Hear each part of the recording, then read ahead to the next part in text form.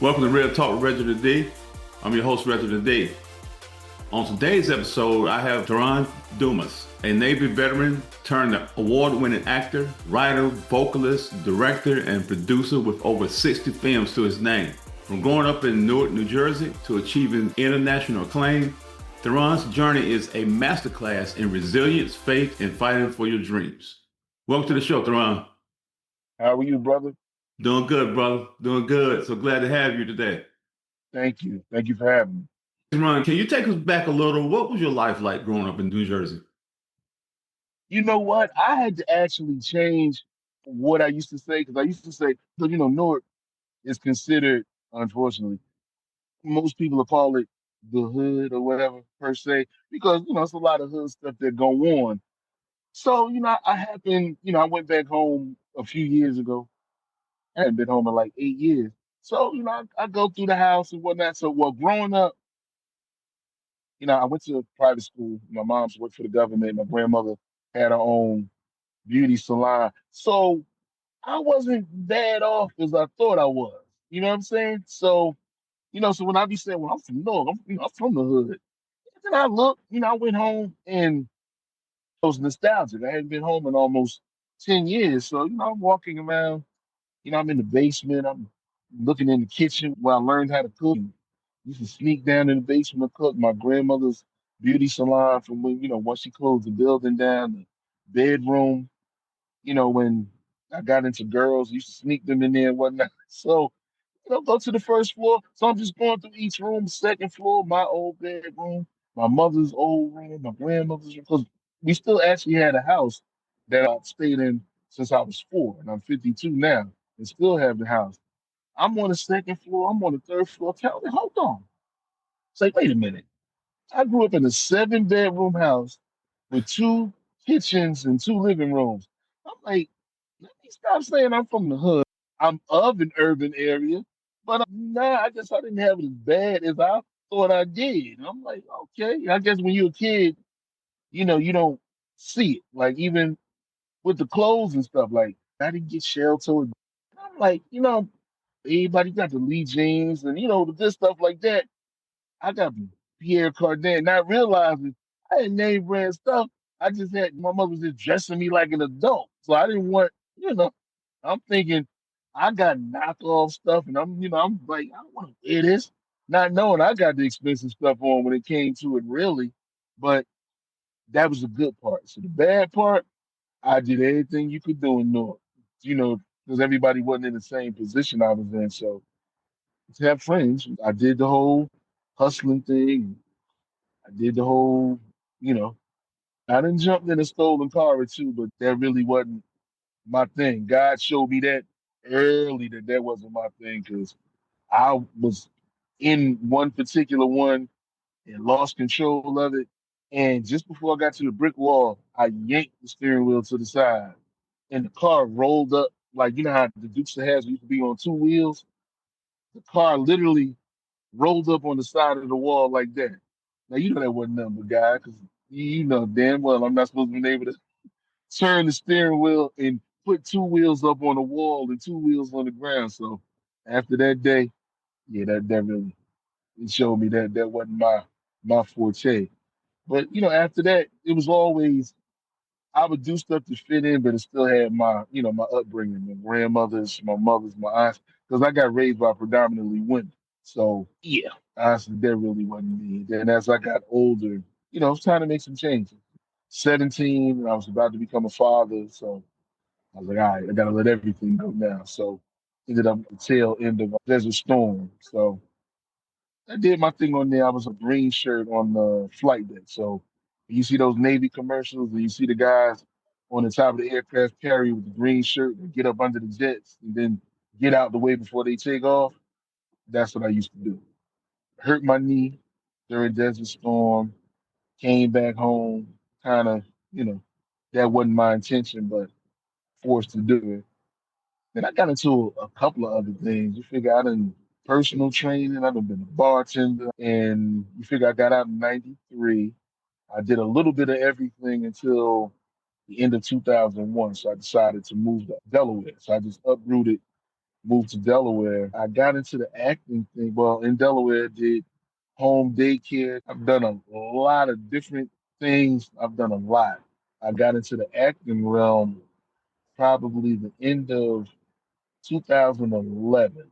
And my oldest daughter was being submitted for modeling, and it was an ad for a male actor. She was like, "Dad, you want to do this?" Like, no. So she sends my picture, my resume, my martial arts background, my military background, and I can hold a little tune when I need to. So it was enough for them to call me. So I went. Long story short, I ended up being one of the posters for the movie. I ended up being an assassin for Terrence Howard in the movie, but something went on with production in the background, and I got bit by the bug at that point. And then just from there, I just kept going, running, running, running behind the dream. And I said, I guess evidently it must have been my calling because I did not want to do it. Yet I'm an eight-time multi-international award-winning writer, director, and actor now. So I guess it was my thing. Yeah. So let me ask you this. You was talking about your Mhm. dreams. Right. Now, were there moments that people doubted you when it came to your dreams or you doubted yourself? How did you overcome that or push through that? Okay, well, the doubt was from day one. Like when I went to film the first project, the director told me, he was like, "You're not an actor." He was like, "You keep making the same facial expressions and da da this and da da that." And I'm like, I wasn't an actor at the time. I was like, "You called me." Like I didn't want to do this anyway. But being from Newark, New Jersey, I could show you better than I can tell you. You know what I'm saying? So for like I said, the doubt was day one because if I was one of them type that just, let you say whatever, you hurt my feelings and I move on, I might not have been doing anything in the acting realm. So, I pushed through. Like I said, movie didn't even come out. Let's fast forward probably 2 or 3 years later. I'm in about 17 films at that time. Same person reached out to me and that give me kudos. He was like, "Man, every time I look up, you in something else." I was kind of petty because I was like, I know, making the same faces, but I did, I had to take that shot at him. But we cool now. And as far as doubting myself, I certain ties or relationships can affect your own self confidence. That will create self doubt. Like I gained a lot of weight from being stressed and whatnot, and I figure I've been in shape literally my whole life till about just before I started acting, I started gaining weight. Then, like I said, we'll just say certain relationships can make you lose self confidence in yourself. So that had me giving doubt. I never stopped the acting because that was like my release. You know what I'm saying? So when I'm stressing and I'm hearing, whatever in my ear and what I may not be able to do and what I can't do, the acting was like my solace. So even though I had self doubt in myself, the actings were kind of water and floating. So, but other than that, once I got back in my groove and certain things ended, I started slowly becoming myself again, and then I really started taking off running with it. Right, right. So, with over 60 films to your name, what Mhm. project or moment would you say was your true breakout moment where you felt like this is it? This is my purpose? Okay. I got two films. One was a short film, and the other, I'm actually the main character. I'm in it from credit to credit. So the first one was called, the short film was, I know the title of it was For Love. Now, I'm usually the villain in most movies that I'm in, and this particular producer was like, he's tired of seeing me be the bad guy. I can do more, and he made me portray disabled. So I'm like, I'm not disabled, and I'm barely talking.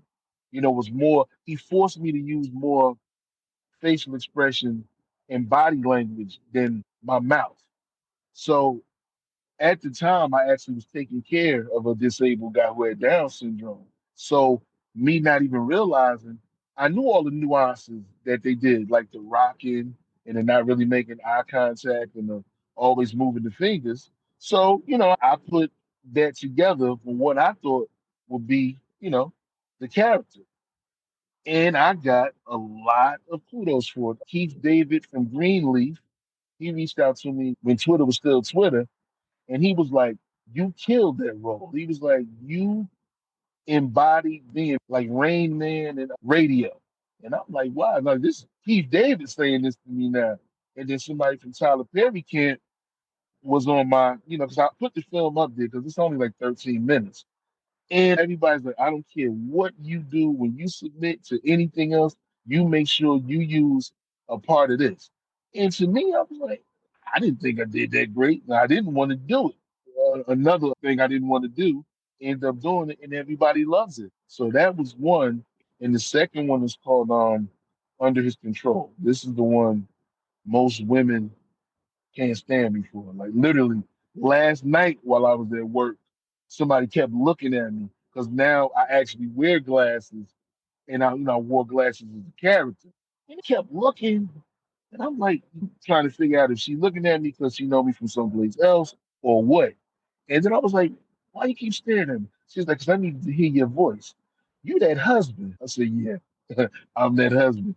She was like, I didn't know if I wanted to punch you in the face more or the girl for letting you do all that stuff too. And I said, well, I'm glad, you enjoyed the film. But I play a narcissistic husband. My character name is Corey, and my wife's name in the movie is Destiny. And it's based off a young lady's true story. So it's based on true events. And I found out that the young lady whose story it is saw me in another movie and said, he's the only person that can play my husband. If you can't get him to play the part of my husband, I don't know if I want to do the movie. And I'm like, wow. Wow. So I was flattered about that. So, yeah, and that was what, did that movie 3 years ago. So it's on Tubi and Prime and stuff like that. But yeah, I'm still getting side eyed for that one from the ladies. But I would say those were my two most proud moments in when I started winning awards because I'm the co-writer and co-director for a series called Atlanta's Ugly. I came in, we changed the name to 2.0 2.1. And it was just crazy that my writing, I'm looking at because I do a lot of casting too, since I work with so many people. I know I have like a knack of knowing who can pull off what roles and like really kill them. So when I did the casting for it, I picked exactly who I know will kill each role. And I'm sitting there looking on screen, and I'm like, it's crazy that I'm watching these people say my imagination on screen and winning awards for it. So that's another proud moment. Just the fact that my imagination is garnishing awards, and this isn't something I even intended to do. Yeah, man, that's totally awesome. And you're talking Thank about, you. one thing about filmmaking and being in movies. I always Mhm. wonder, when I look at actors such as yourself, do you Mhm. have a behind the scenes story, it could be hilarious, humbling, or hard, that taught Mhm. you a major life or career lesson you still carry today? Yeah, we're gonna just say if you slow, you blow. We gonna That's one of the life lessons I learned. I had a commercial that I was supposed to do for, so that was a minute ago. So that was a major commercial, which means, well, I wouldn't be getting paid for it now, but I would have got paid for it, and as long as they showed it, no matter if I knew about it or not, they'd still been sending me checks. So what happened is I got into an argument with, whoever I was with at the time. So my thing was when I get frustrated and get mad, I used to be the type like, you know what, I'm just not doing it. So it was one of those situations. I was supposed to go, got into an argument. It got so heated, I just got pissed off to the point where I just didn't go and made up an excuse why I couldn't make it. I watched that Sprint commercial about 1,000 times. And every time I watched it, it reminded me because I think I would have got paid like 500 for the day and probably like another 200 or 300 every time it aired. Let my emotions get the best of me and didn't go. Every time I watched it, I just calculated. I was like, damn, 3, 6, 9, 12, 15. So I would say, yeah, if you slow your blow and if you can, don't let your emotions get the best of you because it'll alter what you would normally do and it can affect you financially and emotionally in the future. Yes, absolutely. It will, man. You can't let your emotions get in the way. I always tell people that. It's a Man, dangerous thing to do. right, right. So, Theron, let me ask you this. You wear so many creative hats. How do you stay grounded while switching between roles like acting, writing, producing, and even music? Man, we was talking about that. This is a prime example. So I was supposed to have been the director of the film Humble No More. What happened was the lead of the film canceled the day before. So the night before at 11 o'clock, I get a text message. Hey, brother, I apologize. I can't do the part. You can't do the part. It's not based around your character. This is a whole production. It's not just you saying words. You know what I'm saying? You got people who flew in from Nevada. You got people that drove from Indiana. This is a whole production, catering, locations. All this is done. You talking in less than 24 hours. We filming, and you're the lead. So guess who had to take the script and pull off the lead role so it wouldn't falter? I had to step up. I'm learning the script while we're filming. So I go from director to literally the lead role in the film. We knocked it out all yesterday in one shot. I ended up being late for work, but we filmed from 9 a.m. to 10 p.m. and got probably a whole 45-minute film done. With me, I literally had to learn the script as I'm doing it, still having to direct, still having to do all the stuff I would have did because it's easier to direct and not be in the movie. All I'm doing is I direct you now. You need to add a little more emphasis to your voice and this and that. But now I got to become the person. I usually have more time. It's not usually 2 hours, and then I got to film a whole movie. But we pulled it off, and it turned out, pretty well. And we just got finished talking about that. I'm like, it is a different animal. I'm like, I'm used to getting lines and learning my lines, come, knock it out, go home. Now I'm writing them. I'm still in front of the camera too. So I'm writing, I'm learning lines, I'm delivering lines, but I'm creating scripts now, directing, I'm producing, people coming to me with ideas. It's work. It definitely is some work because, like you said, you have to separate, can't even say the two. I have to separate the four. And it's like, yeah, it's hard. I can't even give you the sauce to do it. It's just if that's what I always tease and say, I've always said I'm trying to eat off of acting. So when I got a whole lot on my plate, I can't complain about it. I want to eat. Here it is all on my plate now. So I'm managing it. It gets rough. But like right now, I'm running off of 2 hours of sleep, 3 hours of sleep. Because you figure I worked from 9 to 3 in the morning, got 2 or 3 hours of sleep. We started filming at 9, went all last night. Had to be to work by 9, got there at 10:15, worked till 3 in the morning, up at 8 again, doing interviews. So it's not easy. Yeah, man, but sometimes people like you built for it. Everybody ain't Yeah, built for it look, like that. and look, evidently I am, boy, because I'm like, man, I start, every now and then, I reflect on what I do because I'm usually focus. I'm on to the next thing, on to the next thing. And, people ask me what I do. I say, I dabble in film a little bit. And my talent manager gets on me like, stop saying you dabble in film. You know how much stuff you've done? And I was like, yeah, but I don't want it to sound like I'm bragging. It was like, no, you're not bragging. You're blessed to be able to do all of that. I said, all right. So, I'm getting more used to telling people, what all I do, but it's kind of vast. So I don't want to sound like I'm rambling, but that it is what I do. But I'm working on it. Like I still kind of trim it down a little bit because I don't, I'm still on the 65 movies and da da da. So yeah, but Yeah, just I'm, humble, man. That's all. right, right. You're just humble. So let's talk Yeah. about the industry for a minute. In an industry known for rejection and setbacks, how do you maintain resilience and stay connected to your purpose? I think one is because I came in kind of spoiled. Most people, when they come in, they be an extra on this and such and such. I didn't come in like that. When I came in, I was actually a character. And I was actually, so I say I came in spoiled. I've never been an extra. The only time I've been an extra is when I volunteered to do it because I was curious. And I was like, all right, let me see. Like, since I'd never been one, I'm 10 or 12 movies in. I'm usually the villain, so I don't know what it's like. So I'm like, all right, let me see what this is like. So I forget the name of the political drama that Kevin Spacey used to be in back in the day. So, I went to be an extra. You get paid. You get paid like $150 for the day. So I get there. It's 8 o'clock. He's sitting there. He eating in the room. It's 12 o'clock. Take us someplace else. Eating in the room again. Because you got the ones who used to doing it. I'm like, so what else do we gonna do? So this is it. We hurry up and wait till they call us.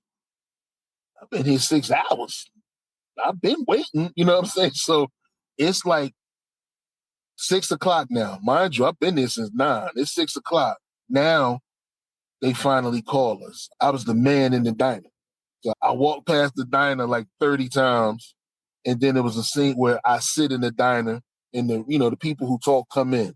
That's who I'm used to being. I'm used to being the people who talk. I'm not used to being the man in the diner. I got home about 1 o'clock in the morning. I was like, oh, okay, cool. I've experienced it, but I'm good. It just wasn't my thing. But what I don't do is let people down extras in background because even though it's not for me, they're just as important as the main characters. And I always give the synopsis. Let's do a football movie with just the people who are talking, just the 5 or 6 players who are the main characters who are speaking. So none of the people in the stands, not that referee you see all the way in the back blowing the whistle, not the other players on the field, just the ones who talking. It's not a great movie, but all the people who you're seeing who are not talking, they're making the movie as well, and they're making the movie realistic. Let's do a high school movie with just the students who are the main characters, not the TSA in the background who blurry, not the other kids in the lockers, the ones not saying anything, not the ones passing, not the one teacher who you see talking to the student. It's not going to be a real great movie. So all the people, even the ones who are not speaking, are just as important to make this movie a masterpiece. So I never let anybody shun any background or any extras because they just as important as you. Exactly. Exactly. A lot of people don't look at it that way. Right, Yeah, right, they don't look at it that way. So right. if you can go back and speak to an 18-year-old Therron in Newark, what was the one thing you would tell him to hold on to? The one thing I would do different at 18, I'd have definitely picked something else to do in the military other than what I did. Because I could not, I picked that honestly because the girl I was dealing with at the time was still in Jersey. I wasn't really trying to go too far. In the school that taught that particular job that I taught was in New Jersey too. So I wasn't looking at it career wise. I was looking at it like, I ain't trying to go too far. I done got stationed in Virginia. So that's only 6 hours from Jersey. I would do that. Definitely pick something else different. Even the field I was in, I would have picked like aviation fueler or something like something I could use when I get out. Like I could still been working in the aviation field and I would have been the ones fueling the 747s. I picked something that I could not use at all when I got out the military. So I definitely would say don't pick what you're trying to do with your heart. You pick with your brain. Use some common sense behind it. I picked with my heart because I wanted to be around. I wanted to be close and end up not even being with the girl all these decades later. Right, right. Yeah, you got to use the mind, man, sometimes. Yeah, yeah. Absolutely. Yeah, don't let that heart get in the way. So, Man, look, so you've seen adversity, but you also built a legacy. In your view, what's the real definition of success? success, most people, I mean, financially, you want to be like, I would say when they always use the word fame and fortune together. I would take fortune before fame. I can, I've had a little money, in my lifetime. I can manage fortune, but fame is usually what gets people hung up or in trouble. A lot of people can't manage fame. They're not used to being recognized, especially if you're to the point where you can't even do normal things. So success for me is being able to pay my bills without stressing. If I want to get myself something, if I want to go someplace, no matter where it is, if I can do that and not stress about where the next check is coming from, oh my God, I can't pay this. This bill is coming up. My kids are grown, but still, even with them, if I need to get them something, if they reach out to me and it's like, Dad, da da da, I need this. Just living comfortably is success to me. I take rich, you know what I'm saying? But, long as I'm comfortable, I feel as though I'm successful. Like, I did all the brand name cars and all that. I'm looking at OJ Simpson Ford Broncos now. I done got all that out my system in my 20s and 30s. But just to be able to live comfortably, nice place, paid for, hopefully. Um, uh, just live comfortably, to be able to pay your bills and not have to stress. Less stress is perfect for me. Yeah, that's the way I look at it too, man. Because sometimes, too much is too much.